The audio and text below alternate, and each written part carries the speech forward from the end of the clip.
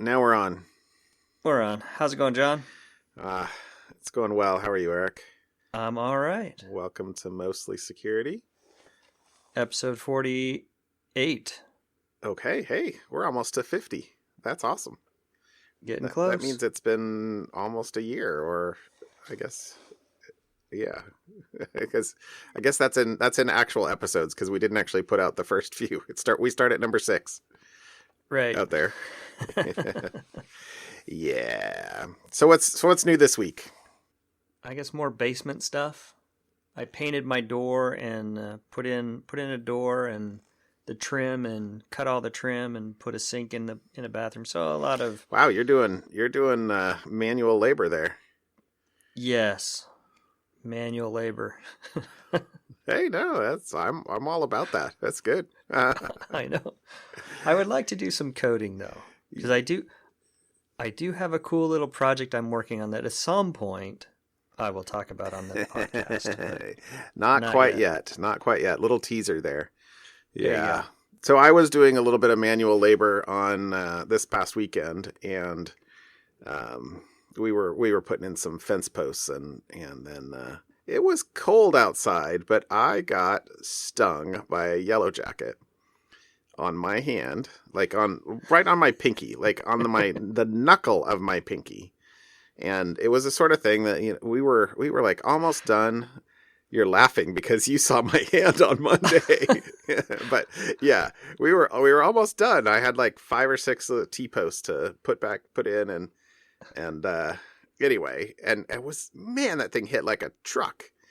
And but I was like, well, whatever, shake it off, finish it off. And then we had other activities we were doing, and then boy, the next day, even that evening, Your hand was swollen. Even that evening, I was like, man, this is still bugging me on my finger. But we actually went to IKEA later and got some books, anyway, some bookshelves and stuff like that. And I did other things, and then, boy, that Monday morning I woke up and my knuckles were then swollen, and so I was like, "What the hell is going on?"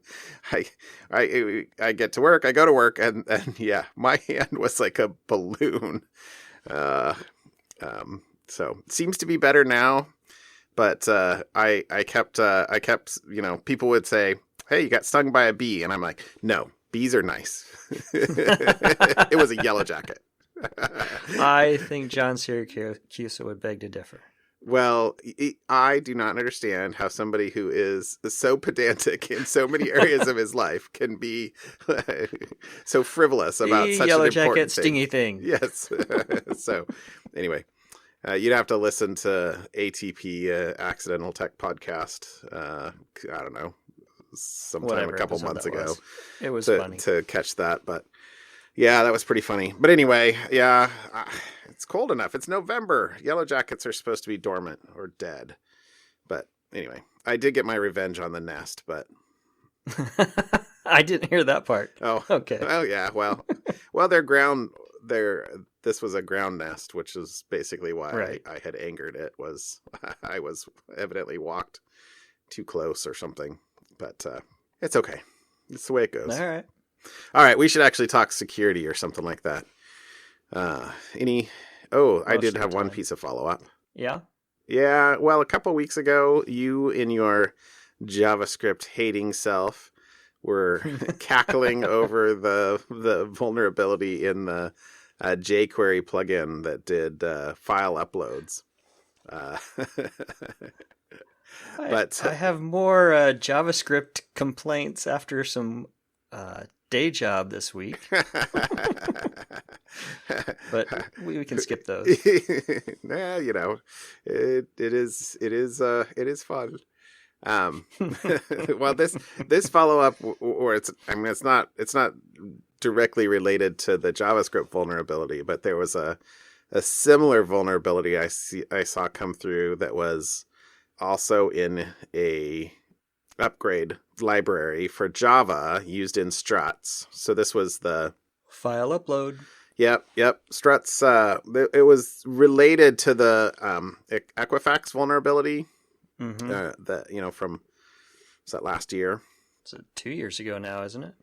Was it 2 years ago? Time is a harsh mistress. I don't know.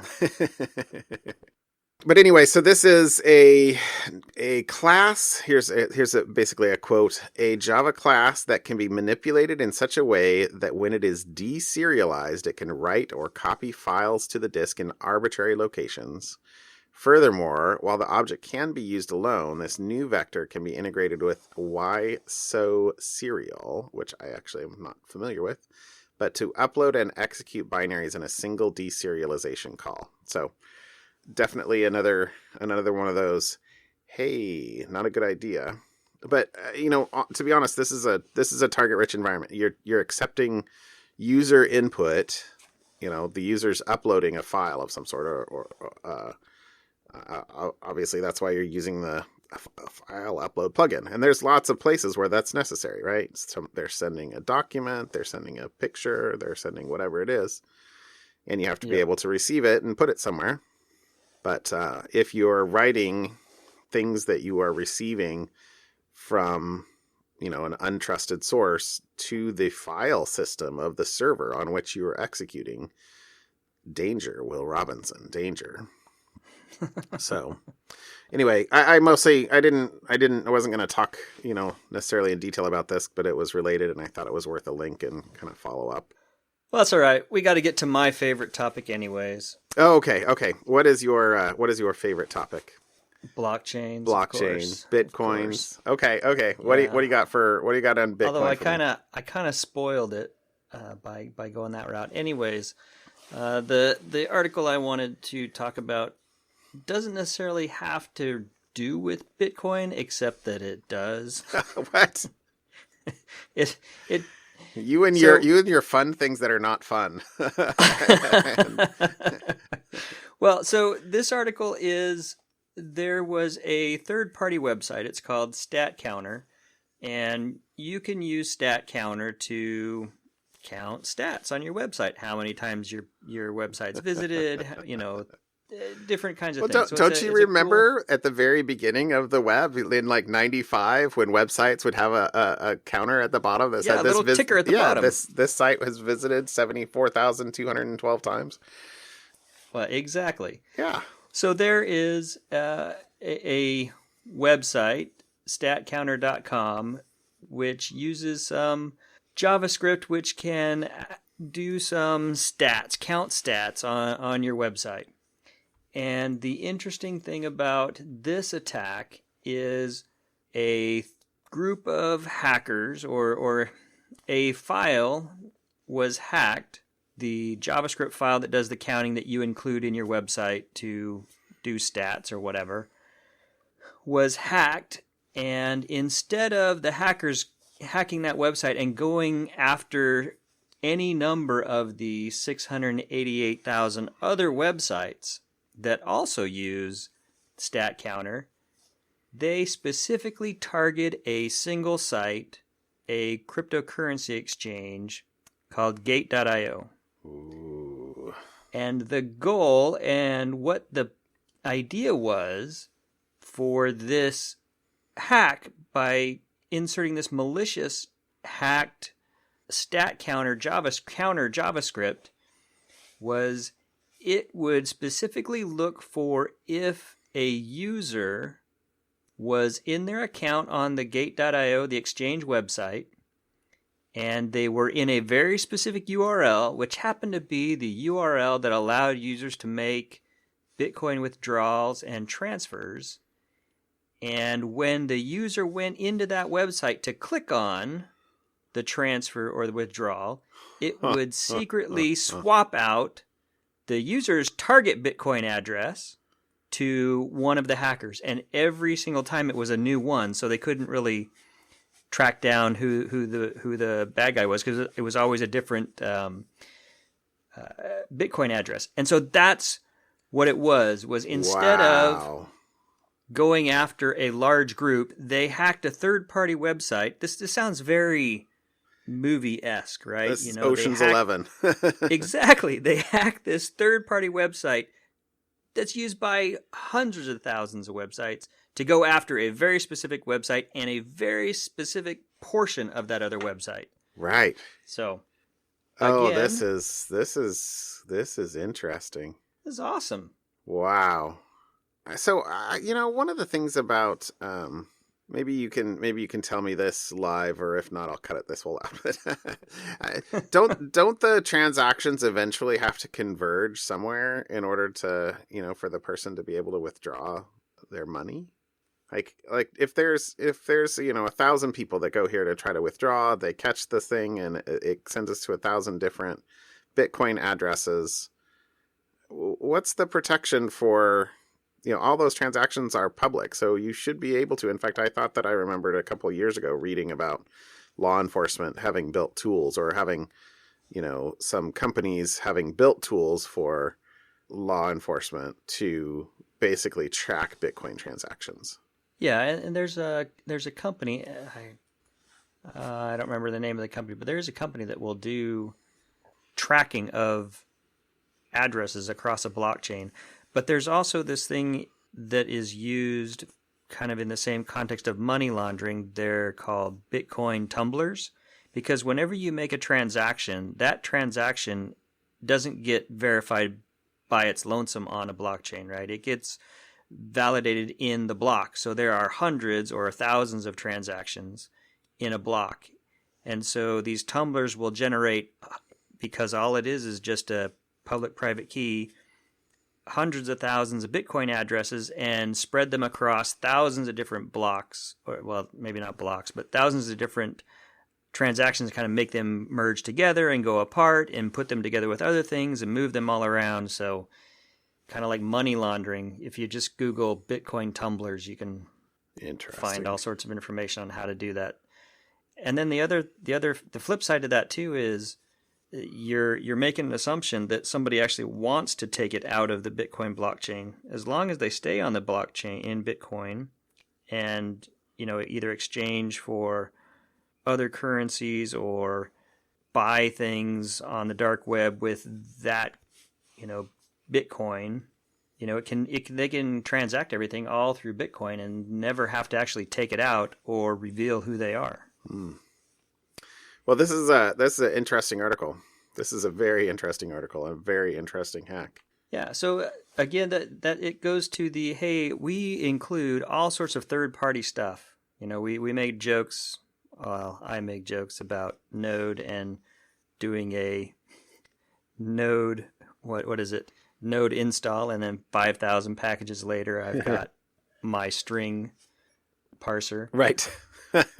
But anytime you include a third-party package, that's an entry point for a bad guy to do something. And in this case, the company, Gate.io, came out with a statement later. It's in the bottom of the article where they said that they have not had any customers complain about lost Bitcoin. So interesting. Maybe they caught it soon enough, but either way, something to be aware of. Wow, that's a nice catch. Nice catch. All right, I forgive you for having an article about Bitcoin. That's good. Well, that's so let me just jump off the edge now. So here's 11. Take it to 11. Yeah. So this actually came to me. Peter Woolley, who's been on the show before, he sent me this one. Apparently, there is a Ethereum multi-millionaire in Ethereum who has decided that he's going to build a utopian village in the Nevada desert. That's all going to run on top of Ethereum. I don't know where to start with this one. It's an interesting article. If I stand on my little soapbox just a little bit, there's a line in the article that says, as the project, describing the project, is multiple innovative technologies will change the way its residents interact on a daily basis, and blockchain technology will be at the center of it all, keeping systems honest, fair, and democratic. I just don't get that. These utopian ideals of honest, fair, and democratic are not a result of code execution. People are going to figure out how to game the system. If you're going to build, that's just human nature.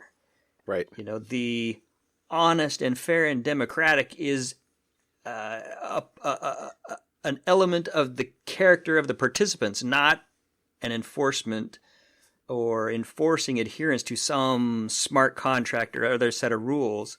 I don't know. This whole thing just feels like it's just bubbling blockchain. We're now going to bow to the blockchain god. Anyways. But sorry, that was just my little soapbox. But it's not like we haven't tried in the last 2 centuries to build utopian societies built on some code, whether it's a moral code or actual computer code. Computer code. The one that comes to mind is Disney's Celebration town. I don't know if you've heard of that in Florida. They tried to build this utopian town out there in the middle of Florida swamps, and I seem to remember something, but they'll throw a link in there. Yeah. So anyways, I just thought, since I was actually bringing up blockchain and this whole utopian village in the Nevada desert idea was just cranking blockchain that's amazing. to 11, I had to just throw it in there. Read it. It's interesting. I'm looking at the pictures. Looks like a looks like a video game. They're like city of the future. That's right. Okay. Maybe it'll work out. Okay. Maybe someone has finally. Maybe blockchain is finally the thing that has cracked the code to force humans to be honest and fair and democratic. I'm sorry. Okay, funny. All right. Yes. Well, we go back to actual... go blockchain LLC. Okay. Let's get back to actual security topics. Okay. Actual security topics. All right. Well, my first topic tonight is, let me find it here. It was a data breach of HSBC. So, yeah. So this is, it was just, this actually wasn't a huge topic, but it was another chance to beat the password drum, to be honest. So, this is a breach of accounts where a significant amount of data seems to have been available. Where, let's see, what does it say? Full name, mailing address, phone number, email address, date of birth, account numbers, account types, account balances, transaction history, payee account information, and statement history. And, that was it. Oh, that's all. So, nothing much. But anyway, this is, they didn't say exactly how many people were done. Just, the company actually said less than 1% of accounts were breached. But let's see, less than 1% of HSBC's U.S. customers were affected. But basically, there's other data that says, okay, so they have 1.4 million U.S. accounts. So that means, sort of a ceiling of, 1% would be 14,000 customers, perhaps. It doesn't actually give a real number.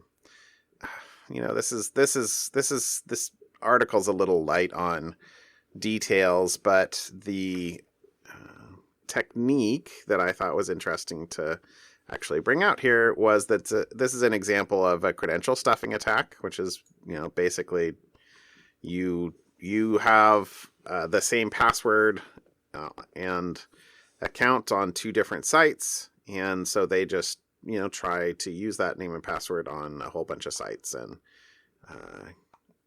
it's basically a very brute force technique of using a bunch of names and passwords that they download, bought, retrieved in some fashion. But the main, I guess, data point that made this jump out at me is a quote from Shape Security, which I had never heard before, but that says they track 232 million credential stuffing account takeover attempts launched against financial firms daily. So, okay, so some logging presumably. But here's the interesting data point, noting that about 1 in 2,000 of these are successful, which seems to me to be a very high number. 116,000 successful takeovers a day? I didn't do the math, but yeah, basically, yeah, divide 232 in half. So what would that be? 116,000 16. successful. That still seems high. I Yeah. guess if you got just downloaded a million, or let's say 2 million credit or names and passwords from one site, the ability to use those and get a 1 in 2,000 hit on another arbitrary site seems high. But that was the data point that made me go, what? Yeah, that seems pretty high. But fortunately, if you're using a password manager, See, I knew. and if you're using something like 1Password, you can actually go in and see how many passwords you are currently being reused. Because it'll give you all sorts of stats, like, hey, here's some weak passwords, here's some passwords that have been reused, and here's passwords that have been breached or discovered in breaches. It Right. pings Troy Hunt's pwn password service. So once again, plug for password managers. I had to do that just for you. Tee up the softball there. Thanks. Yeah, you're welcome. You're welcome. No, I feel the same way, and I'm now, what am I, 6 months into my 1Password use. I feel like it's going well. I don't think I'm 100% everywhere, but I use it all the time. Yeah, well, you just kind of get used to a new way of doing things. And iOS is very nice now with the 1Password integration, iOS 12. Yes, it's even easier. Yep. To use it. No excuses. I don't know about Android, but no excuses on iOS. Okay, so my second topic, and this is kind of the bigger one, the more interesting one, although I hadn't quite realized how similar it was to your first topic with regard to hacking websites. But this is a Krebs article from a few days ago that was called "Who's in Your Online Shopping Cart?" Yeah, but so he, the nice thing about this, he actually kind of apologized at the end of this article that this article is a little more technical than most on Krebs on security, but I particularly liked this one. But anyway, so this is basically a websites that are hacked and then are pull down scripts that essentially act like skimmers to extract card data. So it used to be, he says in here, it used to be you'd a website would get hacked and they'd insert a whole bunch of code that was obfuscated in some way, but that was pretty easy to detect. But in this case, these are dynamically downloading scripts, and then they basically are using typo squatting domains to obfuscate the fact that the script is not necessarily coming from the same place. So right.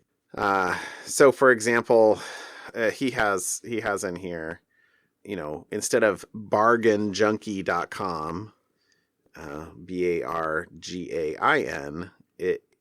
the hacked URL is bargalm junkie with a lowercase l.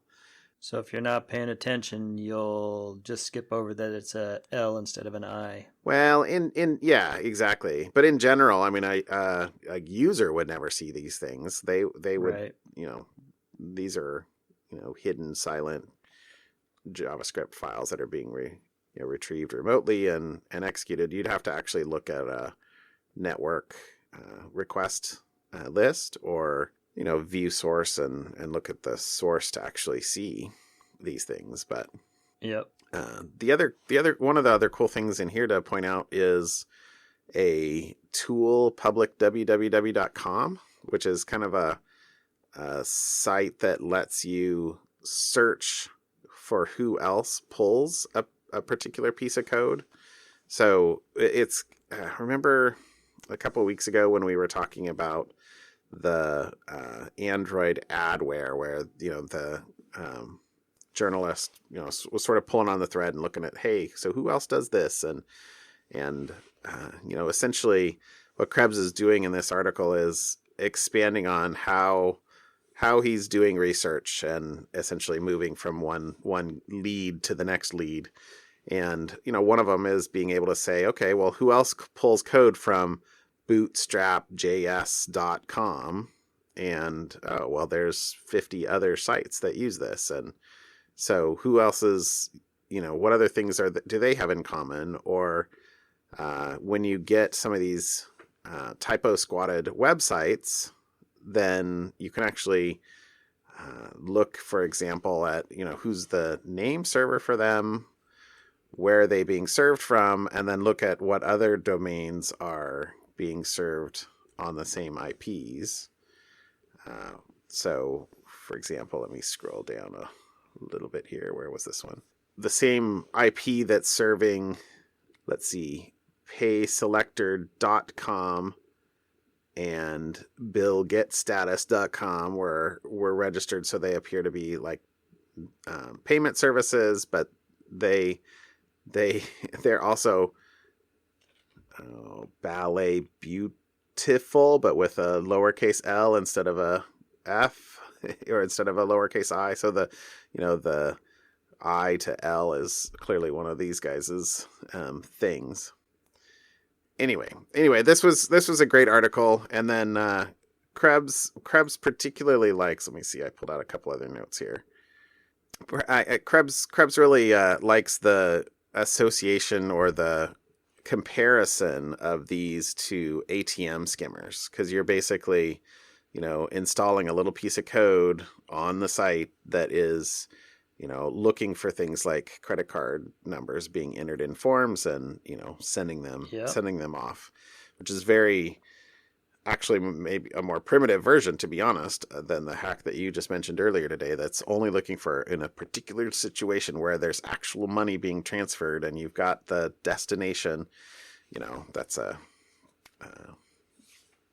ripe opportunity to switch out and say, no, send it to this account instead. Anyway, that was my main topic for the night. I thought that was interesting.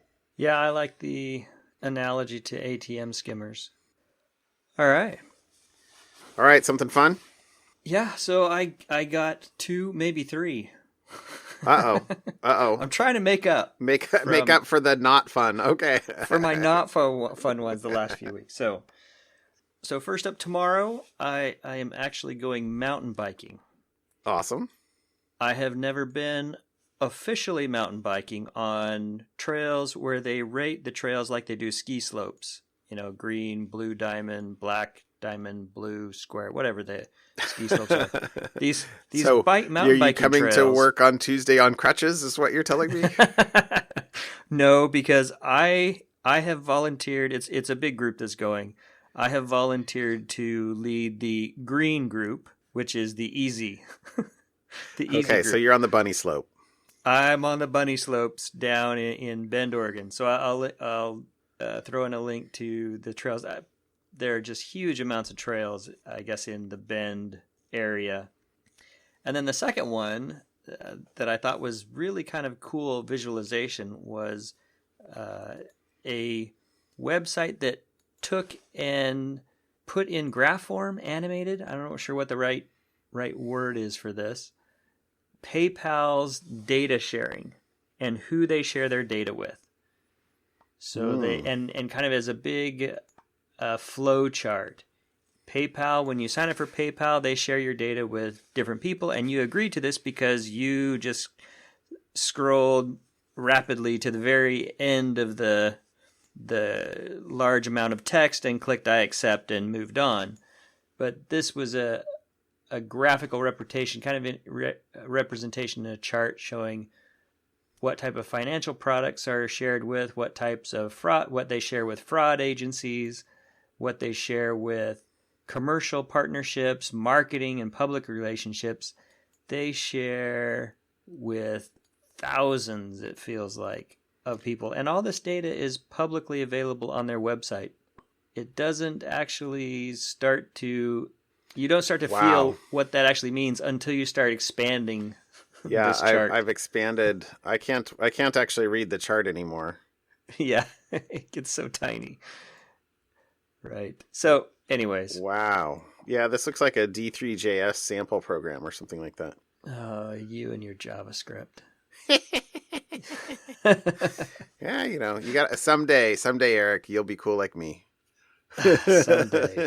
Someday. Except I'm totally not good with JavaScript either, so I mean, I can't. I don't want to oversell. And then my last fun one, which I think you showed me or threw it in the Slack, our little Slack channel or something. The one on Google dorking printers on the internet. Oh, yeah. So there is a quick Google search that took me all of 10 seconds to run and showed me 2,500 HP printers that are publicly accessible on the internet. And scrolling through some of these, they all look like they're from educational universities. Yeah, I didn't actually run the query. You took. I ran the query. You ran the query. Okay. So yeah, maybe we'll just put the query to run in the notes or something. Okay. Because you can go see it. Yeah. And if you go look at some of the printers, I clicked through and looked at some of the printers. Some of the printers people have, because you can change the name of the printer or you can change certain things without logging in. Some people have had fun renaming some of these printers. And they're printers from MIT, Cornell, University of Utah, all the big computer kind of hub type areas. So, yep. Anyways. Well, that was fun. All right. Yeah, all right. Three fun things for me today. At least one of them. Okay, one of those is fun for sure. actually, those are all good things. Those meet the John It Seems Fun stamp of approval. Thank you. No. It's very it's very coveted. Not really. Okay. My fun thing is it's actually another machine learning GitHub site, but this is DeOldify, and I actually saw this, I think, on Boing Boing, but the better link is actually just the GitHub site. So this is a guy, a person that is training models to colorize and restore old photos. So he's got a bunch of test images, a bunch of I guess I didn't dig into his test images for I presume there's like a training set in here, but the photos in the in here that are colorized are really cool, and looks like they are super cool. Isn't this cool? So yeah, and there's a purple tint to a lot of stuff. So I don't know if that's the model just thinks that everybody wore purple back in the day. It is a good color. But I like purple. So anyway, he goes into a little bit of technical details here too around it's a self-attention generative adversarial network. Okay.